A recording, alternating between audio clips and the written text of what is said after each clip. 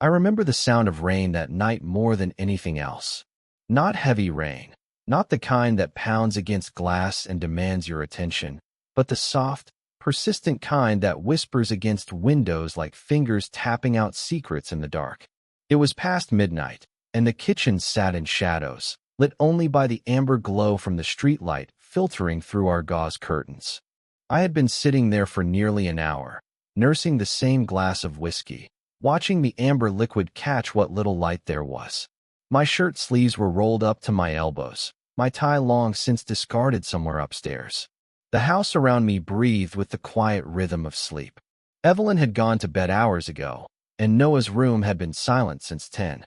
This was my time, these stolen hours when I could sit with my thoughts and pretend I was someone else. Then Julian walked in.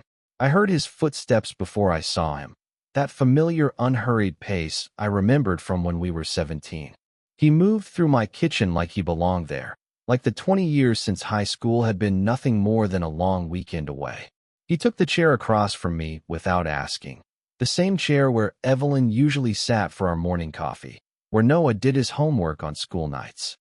We looked at each other across that table, and I felt something shift in my chest. He was older, of course, lines around his eyes that hadn't been there before, gray threading through hair that used to be purely brown. But his hands were the same hands I remembered, long fingers that used to drum against steering wheels during late-night drives, and his mouth still curved the same way when he was thinking. Julian had texted me 3 days earlier from a number I didn't recognize. Just 5 words that made my heart stop. "It's me. Can we talk?" No question mark, like he already knew what my answer would be.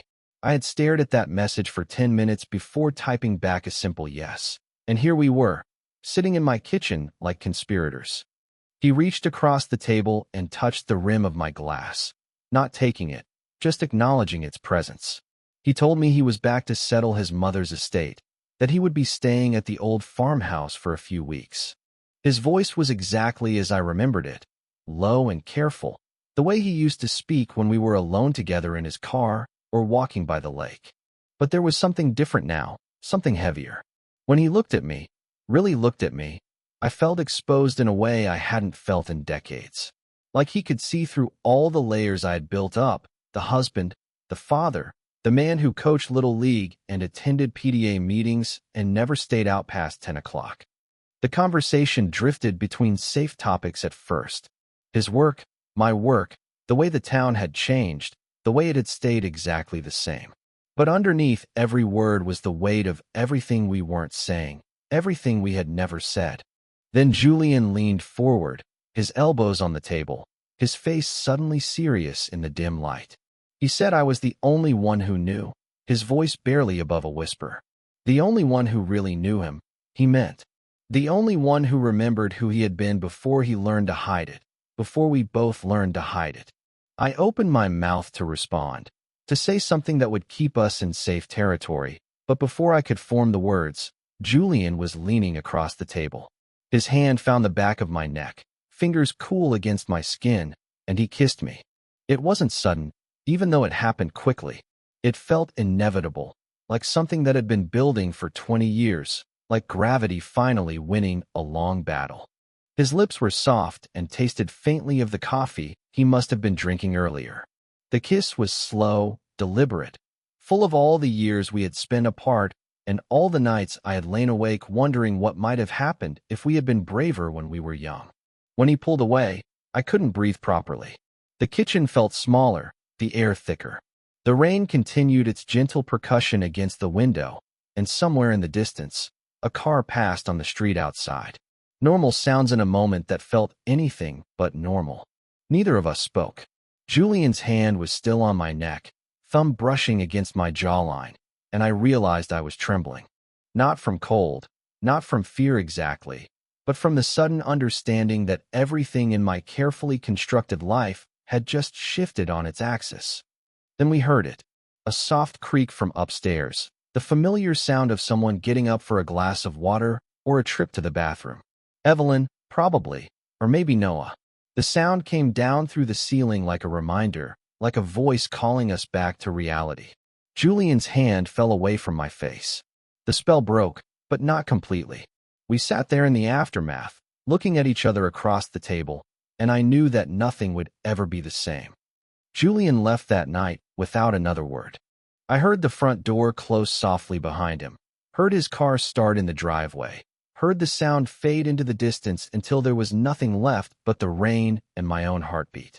I sat in that kitchen until dawn, the taste of him still on my lips, my hand pressed against the spot on my neck where his fingers had been. By morning, I had almost convinced myself it was a dream. My life, you see, is not the kind of life where men kiss each other in darkened kitchens. My life is orderly, predictable, safe. I live on Maple Street in a house with white trim and a front porch that Evelyn fills with seasonal flowers. Mums in the fall, pansies in the spring, impatiens that bloom reliably through the summer heat. The mailbox has our names painted in careful script, the Heartwell Family. Inside, our home smells like the vanilla candles Evelyn buys in bulk from the shop downtown, mixed with the lingering aroma of whatever she's been baking. Everything has its place here. Coffee mugs arranged by size in the cabinet, bills sorted and filed in labeled folders, family photos hung in neat rows along the hallway. There's a picture of our wedding day, Evelyn radiant in her grandmother's dress, me in a rented tuxedo that was slightly too big. Another of Noah's first day of kindergarten, his backpack nearly as large as he was. Beach vacations and Christmas mornings and birthday parties, a catalog of normal happiness. Evelyn maintains our life with the precision of a conductor leading an orchestra. She knows when the oil needs changing in both cars, when Noah has parent-teacher conferences, when the seasons shift and the storm windows need to be switched out. She volunteer coordinates at the library and bakes cookies for every church function. She remembers anniversaries, not just ours but those of friends and neighbors, sending cards with handwritten notes that people keep for years. I am the husband in this picture. I attend Noah's soccer games and stand on the sidelines with the other fathers, discussing lawn care and weekend plans. I coach Little League in the spring, my hands patient as I show 8-year-olds how to grip a bat, how to keep their eye on the ball. I have learned to make small talk at neighborhood barbecues, to laugh at the right moments, to nod thoughtfully when someone complains about property taxes or the traffic light that takes too long to change. But there are cracks in this careful construction, hairline fractures that only I can see. Sometimes I catch myself leaving my wedding ring on the bathroom counter when I shower, forgetting to put it back on until Evelyn notices and asks if I lost weight. The band feels loose, she says. Maybe we should have it resized. I always promise to take care of it, and never do. During conversations with my wife, I find myself pausing too long before responding, like I'm translating from another language. She'll tell me about her day, about something funny Noah said or plans for the weekend, and I'll realize I've been nodding without really listening, my mind somewhere else entirely. At Noah's school concerts, I stand in the back with the other parents, watching our children sing songs about friendship and following dreams. But my eyes drift, almost without permission, to other fathers in the crowd. The way one man's shirt fits across his shoulders, how another runs his hand through his hair when he's nervous. I tell myself it means nothing, that everyone looks at everyone, but I know it's different when I do it. There's a hunger in it that I don't allow myself to name. The memories I keep of Julian live in a carefully sealed compartment in my mind. Summer nights when we were 17, sitting by the lake with our shoes off and our feet in the cool water. We would talk for hours about books we'd read, places we wanted to travel, people we wanted to become. Sometimes our hands would brush when we reached for the same bag of chips or the same can of soda, and neither of us would pull away immediately. I remember the way he looked driving his father's old truck, one hand on the wheel, the other hanging out the open window, radio playing songs we pretended to hate, but secretly loved. The way he would park at the edge of town where the streetlights ended and the cornfields began, and we would sit in comfortable silence, watching the stars appear one by one. There were moments when something almost happened between us. A night when we fell asleep watching movies in his basement, waking up to find ourselves pressed close together on the narrow couch. An afternoon swimming at the quarry when I caught him looking at me with an expression I couldn't quite read. A conversation in his bedroom when the air grew thick with possibility, and we both found reasons to look anywhere but at each other. We never spoke about those moments. We never acknowledged what was building between us, what we both felt but couldn't name. Instead, we dated girls from our class, went to dances with appropriate partners, learned to play the roles expected of us. When graduation came, we made vague promises to stay in touch, but we both knew we wouldn't. It was easier to let the distance grow than to face what we might become if we stayed close. I married Evelyn 3 years later. She was kind and beautiful and wanted the same simple things I thought I wanted. A house with a yard, children who would play in that yard, a life that made sense to everyone who looked at it. I convinced myself that love was a choice, that attraction could be learned, that the hollow feeling in my chest would fill in time. Some days I almost believe it worked. I watch Evelyn arrange flowers in our kitchen vase, humming softly to herself, and I feel something that could be contentment. I help Noah with his math homework and see pride in his eyes when he finally understands a concept. And I think this is enough. This is what happiness looks like. But then there are nights like the one when Julian kissed me, when the careful walls I've built around my heart crack just enough to let the truth slip through. In those moments, I remember who I used to be before I learned to hide it, before I taught myself to want different things, before I built this life that looks so perfect from the outside. The morning after Julian left, I made coffee for Evelyn and helped Noah find his soccer cleats and drove to work at the architectural firm where I've spent the last 15 years designing other people's dreams. I sat at my drafting table and tried to focus on blueprints, but my hands kept trembling slightly, and I found myself touching my lips without thinking. That was 3 days ago. Julian hasn't called, hasn't texted, hasn't shown up at my door again. Part of me hopes he never will. The other part, the part I'm trying desperately to ignore, finds reasons to drive past the old farmhouse on the way home from work, just to see if his car is still there. It always is. The text came on a Tuesday afternoon while I was sitting in my office, reviewing blueprints for a client's kitchen renovation. My phone buzzed against the desk, and I glanced down expecting to see Evelyn reminding me about dinner plans or Noah asking for a ride home from practice. Instead, there was a number I didn't recognize and 5 words that made my hands go still on the drafting table. "It's me. Can we talk?" No question mark. No signature. But I knew immediately who it was, the way you know the sound of your own heartbeat. Julian. After 20 years of silence, Julian was reaching out with the same understated directness that had always been his way. I stared at that message for 10 minutes, my thumb hovering over the keyboard, cycling through a dozen different responses before settling on the simplest one. Yes. He didn't reply right away. Hours passed before my phone buzzed again with an address I recognized, the old farmhouse where his mother had lived, where we used to spend entire weekends when we were teenagers. He said he was settling her estate, that he'd be there for a few weeks. He said it would be good to see me again. Such careful, neutral words that somehow felt loaded with everything we'd never said to each other. I told myself I wouldn't go. I had a family, responsibilities, a life that didn't include mysterious reunions with people from my past.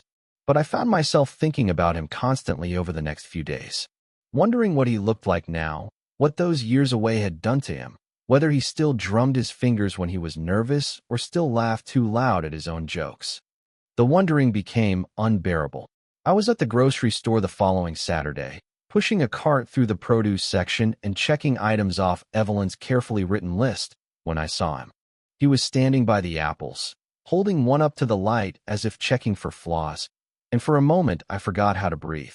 20 years collapsed into nothing. He was older, certainly, but undeniably still Julian.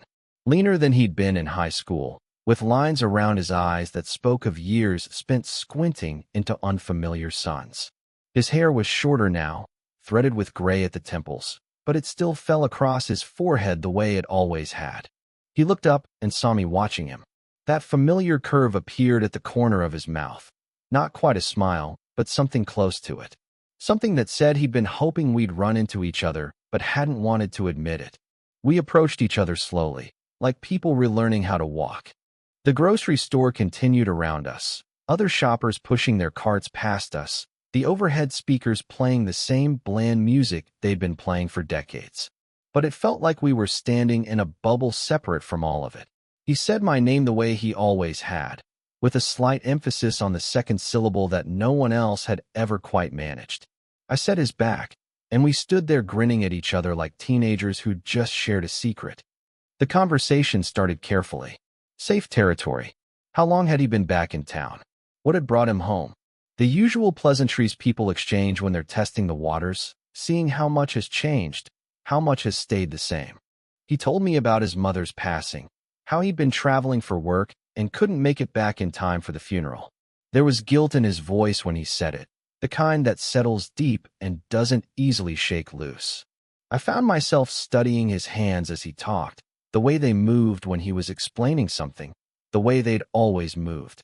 He wore no wedding ring, I noticed, though that didn't necessarily mean anything.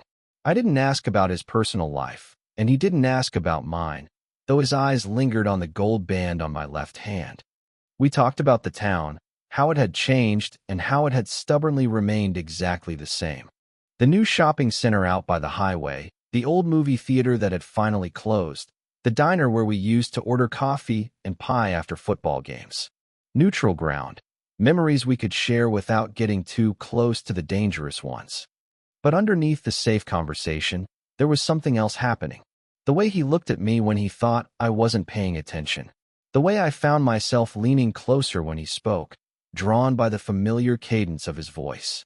20 years of distance, and we still seemed to orbit each other the same way we always had.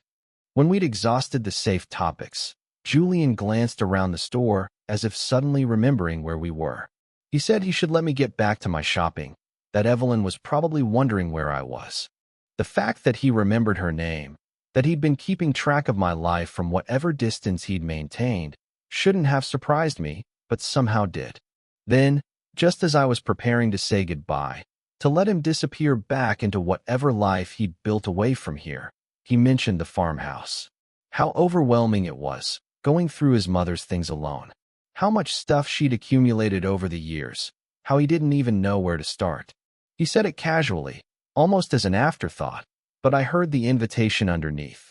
The request for help that wasn't really about needing help. He was giving me a reason to see him again, an excuse that would satisfy my conscience and his. I heard myself offering to help before I'd consciously decided to do it. Said I could stop by some evening after work, that I remembered the house, that I'd be happy to lend a hand. My voice sounded normal, friendly but not too eager, the voice of a neighbor offering assistance to someone in need. Julian smiled when I said it was worth the risk I was taking just to see it. Not the careful, measured expression he'd been wearing since we started talking, but something genuine and relieved. Something that reached his eyes and reminded me of the boy I used to know.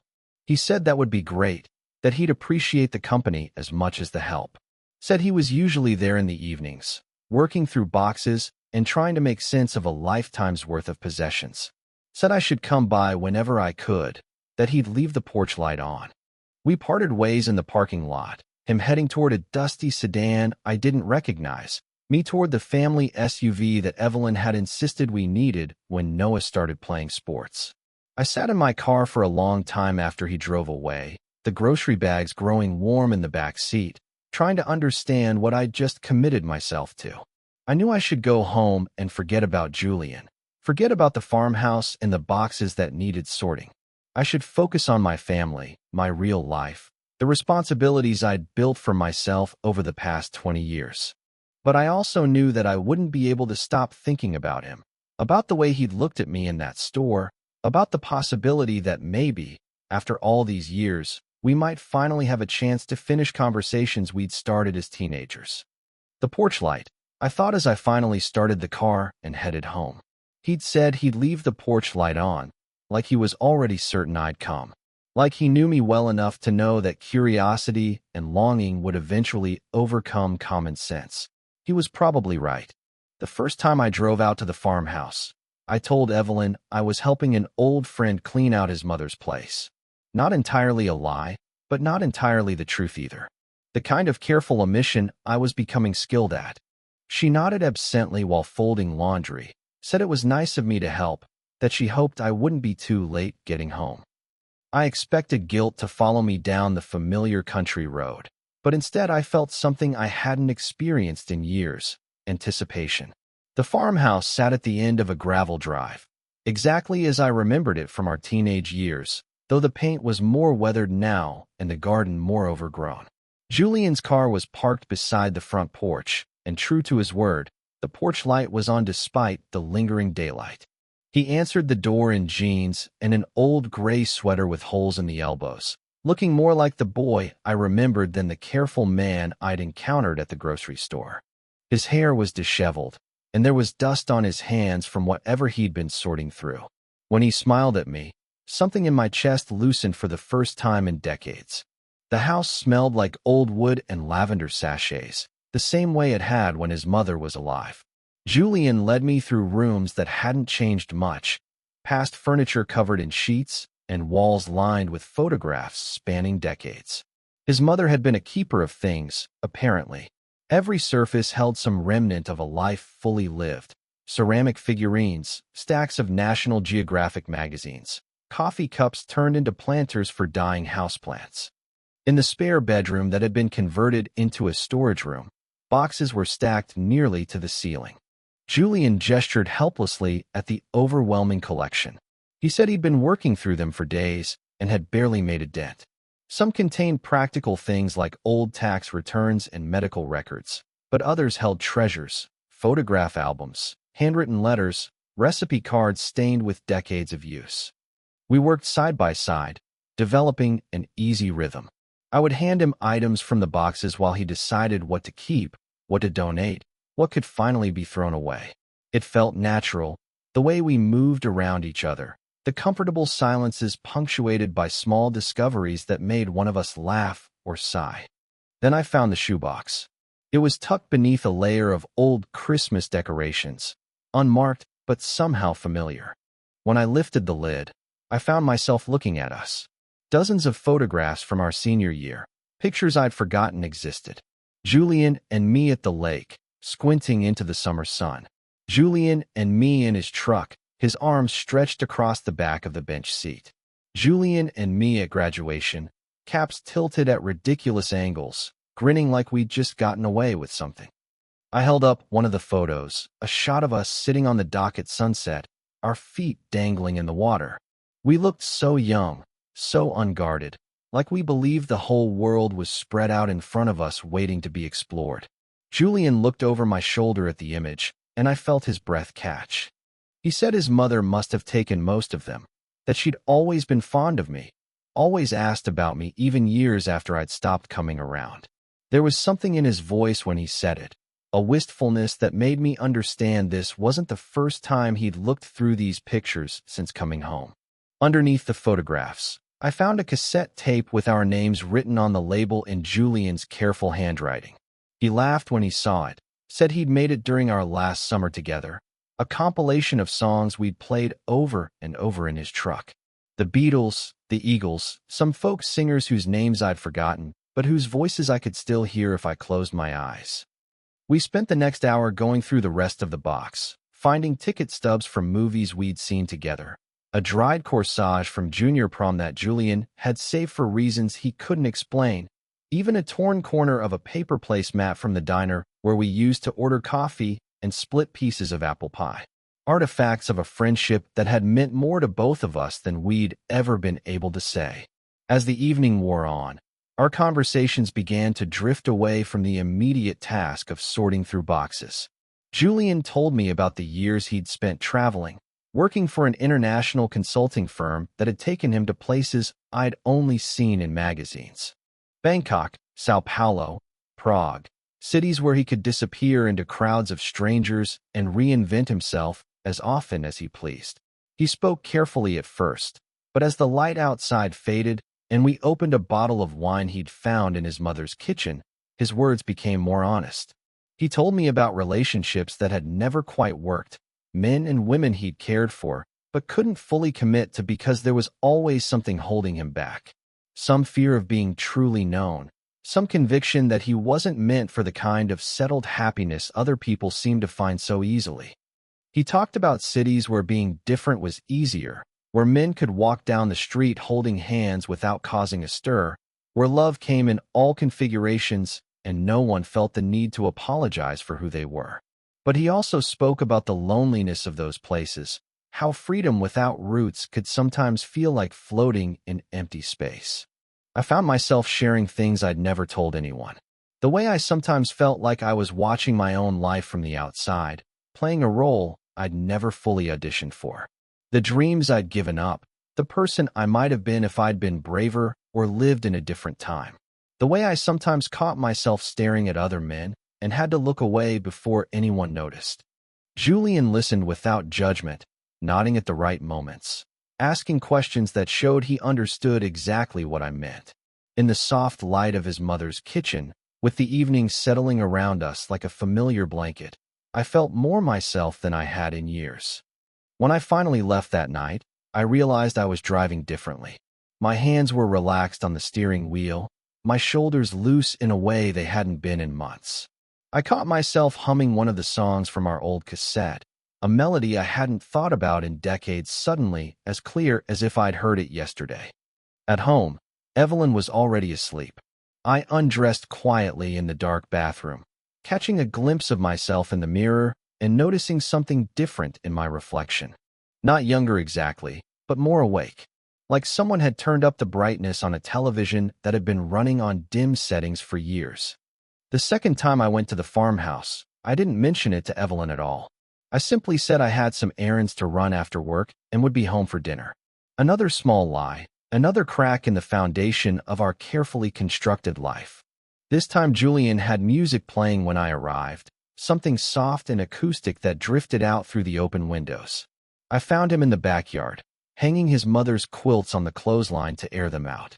The afternoon light caught in his hair as he worked, turning the gray threads silver, and I stood watching him for longer than I should have before announcing my presence. We spent that evening going through his mother's jewelry box, finding pieces that told the story of her life. Her wedding ring, worn thin from decades of wear. A locket with a picture of Julian as a baby. Earrings she'd saved for special occasions, still nested in their original boxes. Julian held each piece carefully, as if trying to absorb whatever memories they contained. When we finished, he suggested we sit on the back porch with a drink and watch the sunset. The old wooden swing still hung from the ceiling beams, and we settled onto it side by side, the chains creaking gently as we swayed. The evening was warm, and Julian had rolled up his sleeves, revealing forearms I found myself studying more closely than I should have. We talked about everything and nothing. Books we'd read, places we wanted to travel, the way the town looked different but felt exactly the same. Julian made me laugh with stories about his misadventures abroad, times when language barriers had led to ridiculous misunderstandings or cultural confusion. I realized I was laughing more easily than I had in years, the sound surprising me each time it emerged. As the sky darkened and the first stars appeared, Julian grew quieter. He told me he'd been thinking about what it meant to come home, whether a person could ever really go back to being who they were before, whether some changes were permanent, whether some doors, once closed, could ever be opened again. I knew he wasn't just talking about geography. By the third visit, I was finding excuses to drive past the farmhouse even on days when I wasn't planning to stop. Just to see his car in the driveway, to know he was still there, still real. I told myself it was curiosity, nostalgia, the natural pull of an old friendship rekindled. But I knew it was more than that. I was coming back to life, and Julian was the reason why. At home, Evelyn began to notice the changes. She commented on my improved mood, asked if something good had happened at work. She said I seemed lighter somehow, more present during conversations. When I helped Noah with his homework, she noted that I was more patient, more engaged. She didn't sound suspicious, just pleased that whatever had been weighing on me seemed to have lifted. I should have felt guilty about the deception, about the growing part of my life that I was keeping from her. Instead, I felt grateful that she was happy, that my secret transformation was making me a better husband and father rather than a worse one. At least for now. The fourth time I went to the farmhouse, Julian had made dinner. Nothing elaborate, just pasta and salad, but he'd set the table with his mother's good china, and lit candles against the gathering darkness. When I asked what the occasion was, he said he wanted to thank me for all the help, that sorting through his mother's life had been less overwhelming with me there to share the load. But I suspected it was more than gratitude. The way he watched me taste the sauce he'd made, the care he'd taken with the simple meal, the soft music playing in the background. It felt like a date, though neither of us would have called it that. After dinner, we found ourselves back on the porch swing, closer together this time, our shoulders touching as we swayed gently in the evening air. Julian was quiet, and when I looked at him, I saw something in his expression that made my heart race. A tenderness, a longing, a question he was afraid to ask. In that moment, surrounded by the sounds of crickets and the distant hum of traffic on the highway, I felt more alive than I had in 20 years. Whatever was happening between us, whatever it meant, whatever it would cost, I no longer wanted to run from it. I wanted to run toward it instead. The evening that changed everything began with the smell of rain in the air and the low rumble of thunder still miles away. I had driven out to the farmhouse after work without telling Evelyn where I was going. Another small deception that was becoming easier each time. Julian was expecting me now, our visits having settled into a routine that felt both natural and dangerous. When I arrived, the sky was already darkening with clouds that seemed to press down on the earth like a heavy blanket. Julian met me at the door, and I could see the electricity in the air reflected in his eyes, a restless energy that matched the approaching storm. He said he'd been watching the weather all afternoon, that it looked like we were in for a real one. We worked through several more boxes that evening, but both of us seemed distracted, aware of the mounting tension outside, and the way it seemed to echo something building between us. The wind picked up as the sun disappeared behind the storm clouds, rattling the old windows and making the house creak in ways that reminded me why some people were afraid of weather. When the first fat raindrops began hitting the windows, Julian suggested we call it a night on the sorting and have a drink instead. He'd found a bottle of good whiskey in his mother's cabinet, he said, something she'd been saving for a special occasion that had never come. It seemed right to honor her memory by not letting it go to waste. I followed him into the kitchen, the same room where he'd kissed me that first night, though we'd both been carefully avoiding acknowledging that memory. Julian poured 2 glasses while I watched the lightning begin to flicker in the distance, still silent, but growing closer. The storm was going to be significant, the kind that knocked out power lines and sent people scrambling for flashlights and candles. As if summoned by the thought, the lights flickered once, twice, then went out completely, leaving us in darkness save for the intermittent illumination from the lightning outside.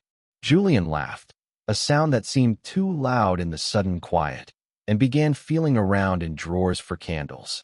I heard the scratch of a match, and then his face appeared in the warm glow of a single flame. He found several more candles and placed them around the kitchen, creating pools of soft light that made the room feel smaller, more intimate. When he handed me my glass, our fingers brushed, and I felt that familiar jolt of electricity that had nothing to do with the storm outside. We sat at the same table where everything had started, but this time we were both more relaxed, the whiskey warming us from the inside, while the storm raged beyond the windows. Julian asked if I remembered the night we'd lost power during our senior year, when a tornado had touched down outside town and we'd spent hours in his basement, playing cards by flashlight and talking until dawn. I remembered. It had been one of those nights when we'd talked about everything except the thing that mattered most, dancing around feelings we didn't have words for, getting closer to honesty than we'd ever dared before pulling back at the last moment. Julian said he'd been thinking about that night a lot since he'd been back, wondering what might have happened if we'd been braver, if we'd said the things we were both thinking but were too afraid to voice. His eyes were serious in the candlelight, and I could see him gathering courage for something, working up to words that had been waiting 20 years to be spoken. He told me about another night, one I'd forgotten until he mentioned it. We'd been 17, sitting in his truck after a party where we'd both been drinking just enough to lower our usual defenses. We'd been talking about the future, about college, and what would happen when we went our separate ways, and the conversation had grown heavy with the weight of impending goodbye. Julian said he'd wanted to kiss me that night, had been thinking about it for months, had spent the entire evening working up the courage to lean across the bench seat and find out if I felt the same way.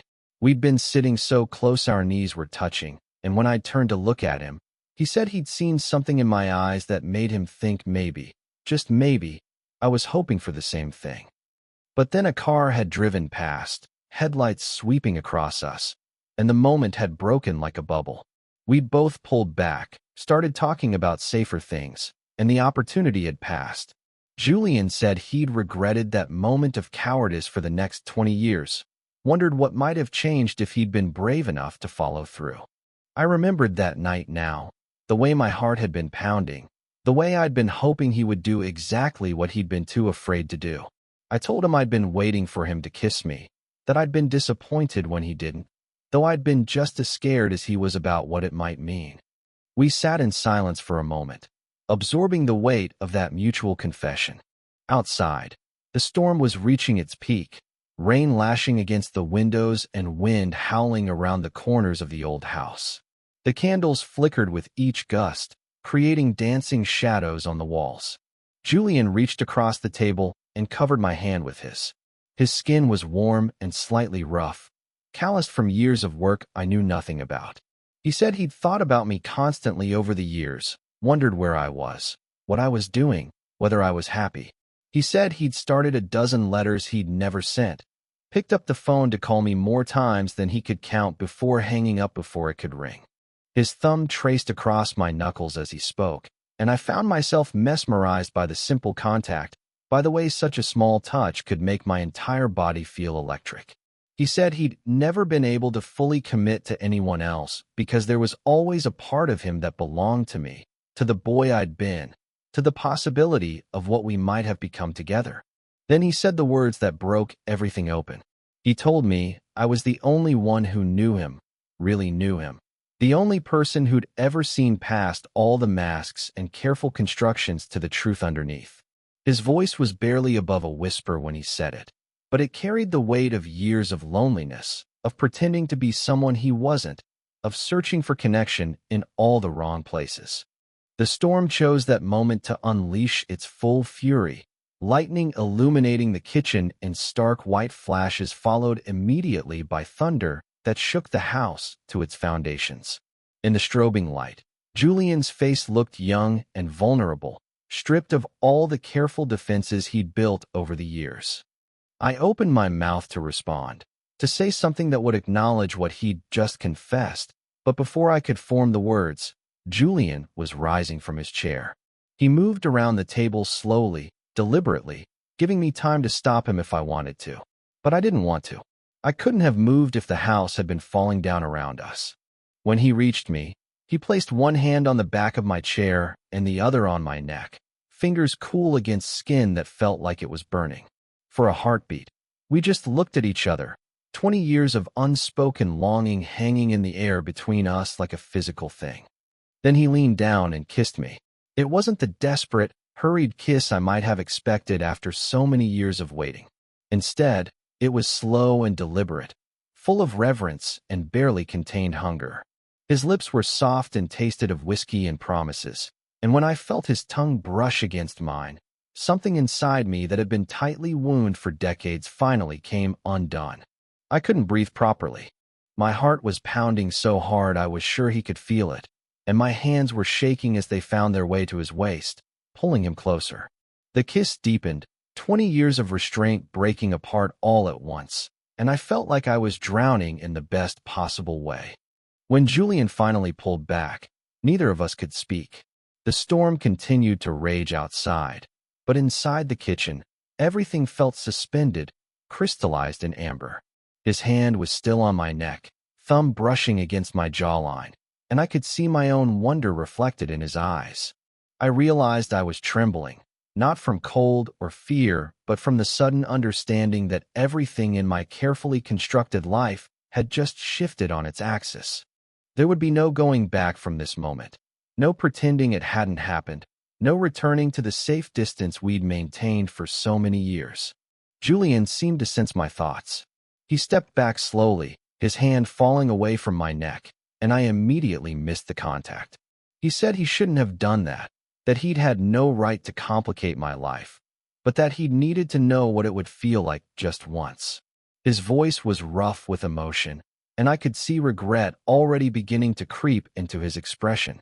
The storm rattled the windows as if the house were being shaken by giant hands, and somewhere in the distance, I heard the crash of something heavy falling, probably a tree across power lines. The candles continued their nervous dance, casting our shadows large and wavering on the kitchen walls. I wanted to tell him not to apologize, that I'd been wanting this as much as he had, that the kiss had felt like coming home after a lifetime of being lost. But the words wouldn't come.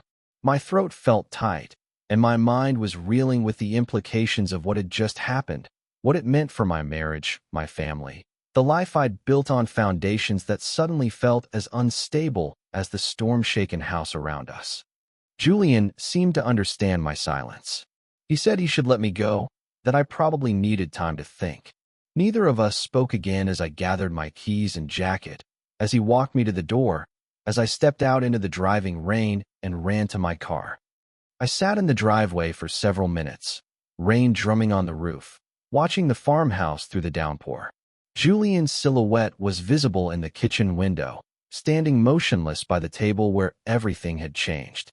Then the candles went out one by one, and the house disappeared into darkness. The drive home was a blur of rain and windshield wipers and the taste of Julian still on my lips. By the time I reached my own driveway, the storm was beginning to move on, the thunder growing more distant, the rain settling into the gentle patter that had started everything. Inside, Evelyn was asleep, and the house felt strange and foreign, like a place I was visiting rather than somewhere I belonged. I undressed in the dark bathroom and lay awake for hours, listening to my wife breathe beside me, and trying to understand what I was supposed to do with the knowledge that everything I thought I knew about myself had just been proven wrong. The kiss followed me everywhere. In the days after the storm, I found myself touching my lips at random moments, trying to recapture the sensation of Julian's mouth against mine. During morning coffee with Evelyn, while reviewing blueprints at work, while helping Noah with his math homework, the memory would surface without warning, leaving me breathless and disoriented. I couldn't stop thinking about the way Julian had looked at me in the candlelight, the reverence in his touch, the 20 years of longing that had poured out in that single moment. The taste of whiskey and possibility still lingered on my tongue, and I found myself running my fingers along my neck where his hand had been, searching for some physical evidence of what had happened. At home, I began avoiding Evelyn's gaze. When she asked about my day, I gave vague responses about work and errands, never mentioning the farmhouse or the man who was slowly dismantling my carefully constructed life. She seemed to sense something was different, but couldn't identify what, and her puzzled looks only made my guilt sharper. I started finding excuses to leave the house. Suddenly, I needed groceries we didn't really need, had important phone calls to make from the car, remembered projects that required trips to the hardware store. Evelyn didn't question these absences, but I caught her watching me sometimes, a small line appearing between her eyebrows as if she were trying to solve a puzzle with missing pieces. Julian didn't contact me. No texts, no calls, no unexpected appearances at my office or the grocery store. I told myself I was grateful for the space, but part of me was hurt by his silence. Had the kiss meant less to him than it had to me? Was he regretting it, wishing it had never happened? 3 days after the storm, I found myself driving past the farmhouse on my way home from work. His car was in the driveway, and I could see warm light glowing in the kitchen windows, but I didn't stop. I told myself I was just checking to make sure he was okay after the severe weather, that it was the neighborly thing to do. But I knew I was lying. The next evening, I drove by again. This time I slowed down, almost turning into the driveway before losing my nerve and continuing on. The house looked peaceful, smoke rising from the chimney, Julian's silhouette visible through the living room window as he moved about his evening routine. By the weekend, the drive past the farmhouse had become a compulsion. I would find reasons to take that route, telling myself each time that I was just going to check on him, Maybe stop and see how the cleanup was going. But I never stopped. I would slow down, my heart pounding, my hands gripping the steering wheel, and then I would drive on, leaving the farmhouse and Julian and the possibility of everything behind me. On Sunday night, I sat in my car outside the farmhouse for nearly an hour. The engine was off, the windows cracked to let in the cool evening air. I could see Julian moving around inside, going about the mundane business of living, and I ached with the desire to walk up those porch steps and knock on the door, to see his face when he opened it, to find out if he'd been thinking about me as much as I'd been thinking about him. But I couldn't make myself move. I sat there like a teenager working up the courage to ask someone to prom, paralyzed by the magnitude of what that knock would mean. Because going to that door wouldn't just be about seeing Julian again. It would be about choosing him, choosing the truth, choosing to blow up my life for the possibility of something real. So I sat and I watched and I did nothing, until finally I started the car and drove home to my sleeping family. The pattern continued for days. Work, dinner with my family, careful conversation with Evelyn about safe topics, and then restless hours lying awake beside her, staring at the ceiling and trying to figure out who I was supposed to be. One night, I found myself studying Evelyn's face as she slept. She looked peaceful, younger than her 43 years, her hair spread across the pillow like a dark fan. She was a good woman, a devoted mother, a wife who deserved better than a husband who was falling apart over a man from his past. But as I watched her sleep, I realized something that made my chest tight with a grief I couldn't name. I could no longer be both the man she thought she'd married and the man Julian had seen in me that night. For 20 years, I had tried to split myself in half, to be the heterosexual husband and father while keeping the other part of me locked away in some internal closet. But the kiss had broken those walls down, and I couldn't rebuild them. I couldn't keep living this lie, not now that I knew what the truth tasted like. The realization should have terrified me, but instead I felt something that might have been relief. Like I'd been holding my breath for 2 decades and was finally being given permission to exhale. Work became impossible. I would sit at my drafting table, pencil poised over blueprints, and find my mind wandering to Julian. Was he missing me? Did he regret what had happened? Was he waiting for me to make some gesture, some sign that I was ready to step into whatever this was between us? The not knowing was eating me alive. Finally, on a Thursday evening after I'd spent another day accomplishing nothing, I decided I couldn't take it anymore. I told Evelyn I had to run an errand and would be back for dinner, another small lie in the growing collection. She nodded absently, focused on helping Noah with a science project, and I kissed her cheek goodbye without meeting her eyes. This time, I promised myself as I drove toward the farmhouse, I would actually stop. I would knock on the door and face whatever Julian had to say. We would talk about the kiss, about what it meant, about what we were supposed to do now.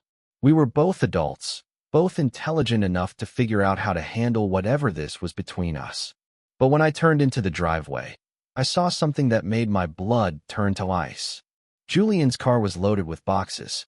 Suitcases sat on the porch steps, and through the open front door, I could see him carrying more belongings outside. He was leaving. After weeks of sorting through his mother's things, he was finally ready to go back to whatever life he'd built away from here. I sat in my car for a moment, engine running, trying to process what I was seeing. Julian hadn't noticed me yet. He was focused on his task, moving with the efficient motions of someone who had made a decision and was acting on it. This was it then, my moment of choice. I could sit here and watch him drive away, let him disappear back into the world and return to my safe, predictable life.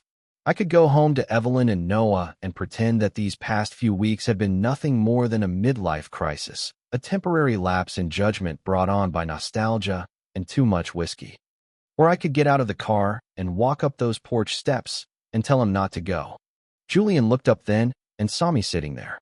He straightened slowly, a box still in his hands, and our eyes met across the distance between us. His expression was unreadable, but I could see something that might have been hope flickering in his gaze. He set the box down and started walking toward my car, and I realized that whatever I was going to do, I had to do it now. In the next few minutes, The trajectory of my entire life would be determined by whether I had the courage to step out of this car and into the truth, whatever it cost me. Julian stopped a few feet away from my window, waiting. He wasn't going to make this decision for me. After 20 years of waiting, he was putting the choice entirely in my hands. I looked at him standing there in the fading light. This man who had kissed me like I was something precious, who had seen through all my carefully constructed defenses to the person I'd been hiding underneath. Then I thought about Evelyn and Noah, about the life I'd built that was safe and respectable and suffocating. My hand moved to the door handle, and everything hung in the balance. I sat in that car for what felt like hours, but was probably only minutes, my hand frozen on the door handle, Julian waiting patiently in the fading light. The weight of the choice pressed down on me like the storm clouds that had gathered the night he kissed me, and I found myself thinking about Noah's soccer game the previous weekend, the way he'd looked at me from the field and waved, trusting that I would always be there in the stands. When I finally looked up, Julian was walking back toward the house. He hadn't said a word, but somehow he'd understood. Maybe he saw something in my face, or maybe he'd always known how this would end. He picked up the box he'd set down and continued loading his car, moving with the same quiet efficiency as before. I started my engine and drove away without looking back. That was 3 weeks ago. Today I drove past the farmhouse for the last time. The windows are dark now, curtains drawn, the porch empty of everything except the swing that still hangs from the ceiling beams. Julian's car is gone, along with any sign that he was ever here. Even the garden looks different, more overgrown, as if the house is already beginning its slow return to the earth. I pulled into the driveway anyway and sat for a moment, looking at the place where everything had changed and nothing had changed at all. The silence felt complete, final, like the end of a song you've been humming for 20 years. Eventually, I got out of the car and walked up the porch steps. The front door was unlocked, the way country doors often are, and I let myself into the empty house. My footsteps echoed in rooms that felt larger without furniture, without the warm clutter of a life being lived. In the kitchen, I stood beside the table where Julian had kissed me. The wood was worn smooth by decades of use, scarred by coffee cups and dinner plates and the daily business of living. I traced my fingers along the grain, trying to memorize the texture, the way the afternoon light fell across its surface. In one of the drawers, I found a piece of paper and a pencil stub that Julian had left behind, probably by accident. I wrote 4 words. I remember. I always will.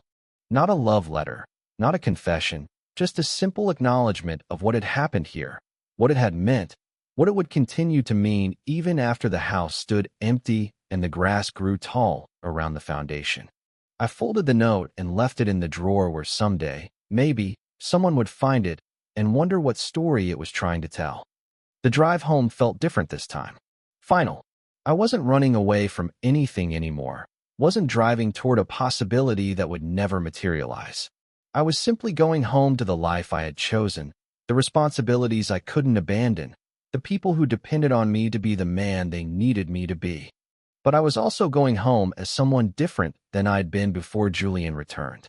The kiss had changed something fundamental in me, had shown me a part of myself I'd spent 20 years trying to ignore. I couldn't unknow what I knew now, couldn't unfeel what I'd felt in his arms. When I walked into my house, Evelyn was in the kitchen, humming softly to herself as she prepared dinner. She looked up when she heard me, and something in my expression must have told her that this was not an ordinary evening. I told her I needed to speak with her, that there were things I should have said years ago, things about myself that I was only now beginning to understand. Her face grew still, and she set down the wooden spoon she'd been using to stir something on the stove. We sat at our own kitchen table, the one where we'd shared thousands of meals, where we'd helped Noah with homework and planned family vacations, and discussed mortgage payments and grocery lists. The ordinary table of an ordinary marriage, nothing like the scarred wood where Julian had kissed me, but somehow just as important in its own way. I don't remember exactly what I said to her. The words came slowly at first, then faster, 20 years of careful silence finally breaking apart. I told her about Julian, about the boy I'd been in love with in high school, about the part of myself I'd hidden even from my own consciousness. I told her I was sorry, that I'd never meant to hurt her, that I'd honestly believed I could be the husband she deserved if I just tried hard enough. She listened without interrupting, her hands folded in her lap, her face cycling through expressions I'd never seen before. Shock, hurt, confusion, and something that might have been relief, as if puzzle pieces were finally clicking into place. When I finished talking, she was quiet for a long time. Then she asked if I was leaving her, if this was my way of saying I wanted a divorce. Her voice was steady, but I could see tears gathering in her eyes. I told her I didn't know what I wanted, only that I couldn't keep pretending to be someone I wasn't, that she deserved to know the truth, and so did Noah, and so did I. The conversation that followed stretched deep into the night. There were tears, accusations, moments of anger and confusion and grief. But there was also something like understanding, a recognition that we'd both been living inside a story that was only partially true. When we finally went to bed, we lay on opposite sides of the mattress, the space between us feeling vast and strange. Neither of us slept much. Now it's past midnight, and I'm sitting alone on the back porch, listening to the familiar sounds of night. Somewhere in the distance, a train is passing, its whistle long and mournful as it carries travelers toward destinations I'll never see. The sound grows fainter until it disappears entirely, leaving only the gentle percussion of rain that has just begun to fall. My wedding ring sits on the table beside me, the gold band catching what little light filters through the clouds. I'm not sure when I took it off or what it means that it's no longer on my finger. Maybe nothing. Maybe everything. Julian is gone now, returned to whatever life he'd built in those cities where being different was easier. I don't know if I'll ever see him again, and I'm trying to make peace with that uncertainty. What I do know is that for a few weeks, I remembered who I used to be before I learned to hide it. For a few weeks, I felt fully alive. The rain is picking up now, drumming against the porch roof the way it did the night Julian first came back into my life. I close my eyes and let the sound wash over me, thinking about all the choices that brought me to this moment, all the paths I took and didn't take, all the versions of myself I've been and might still become. In the morning, there will be difficult conversations to finish, decisions to make about the future, the hard work of rebuilding a life on more honest foundations. But for now, I sit in the rain and remember the taste of truth, the weight of a hand on my neck, the sound of my own voice finally telling someone who I really am. Somewhere in the distance, another train passes, carrying its cargo of dreams and regrets toward morning.